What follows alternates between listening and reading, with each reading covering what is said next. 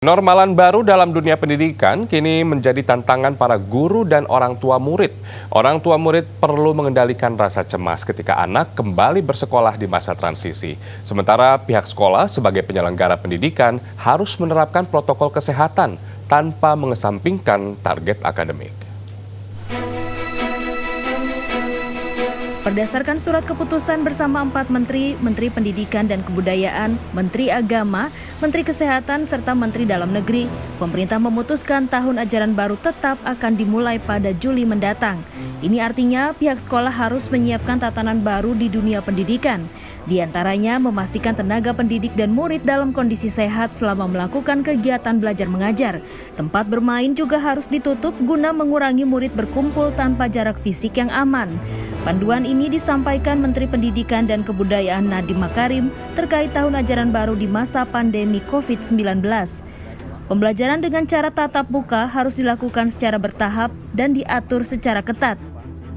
Saat ini ada sekitar di bawah 90 kabupaten yang berstatus zona hijau.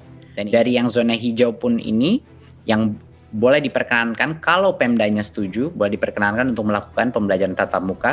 Kita mulai dengan SMP, level SMP ke atas dulu, baru itu pun dengan protokol masa transisi di mana kapasitas perharinya itu dalam kelas dikurangi secara dramatis. Saat ini baru ada 6% populasi peserta didik yang berada di zona hijau. Lainnya berada di zona kuning dan zona merah. Di zona hijau, peserta didik dapat memulai pembelajaran tatap muka secara bertahap, mulai dari pendidikan menengah setingkat SMP dan SMA dan yang sederajat pada bulan pertama. Di pendidikan dasar setingkat SD atau madrasah ibtidaiyah dimulai pada bulan ketiga, sementara PAUD termasuk TK pada bulan kelima. Apabila orang tua siswa di zona hijau keberatan putra-putrinya belajar di sekolah, peserta didik dapat melanjutkan belajar dari rumah secara penuh. Bila level daerah naik dari zona hijau menuju kuning, pembelajaran tatap muka kembali ditutup. Jumlah peserta didik yang diizinkan belajar di sekolah di zona hijau juga dibatasi, hanya separuh dari kapasitas sekolah. Sekolah dan madrasah berasrama pada zona hijau dilarang membuka asrama selama masa transisi atau pada 2 bulan pertama. Pembukaan asrama dan pembelajaran tatap muka dilakukan secara bertahap pada masa tatanan baru dengan ketentuan khusus.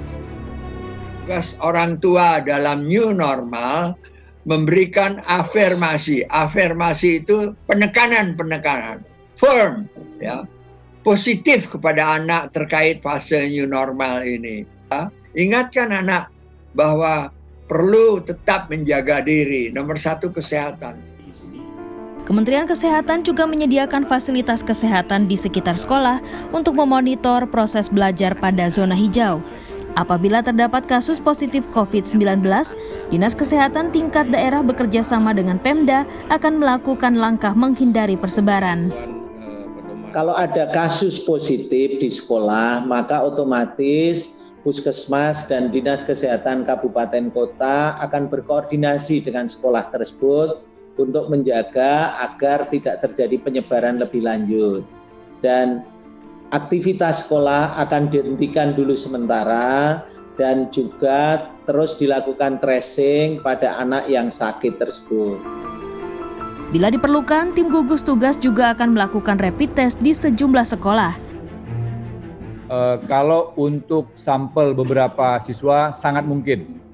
Kami bersama Pak Menteri Kesehatan tentu dengan senang hati menyiapkan sejumlah perlengkapan rapid test, termasuk juga mungkin sewaktu-waktu dilakukan PCR test. Pada tatanan hidup baru ini, pengaturan tetap dilakukan dengan mengutamakan kesehatan dan keselamatan bagi seluruh peserta didik. Tim Liputan Transmedia.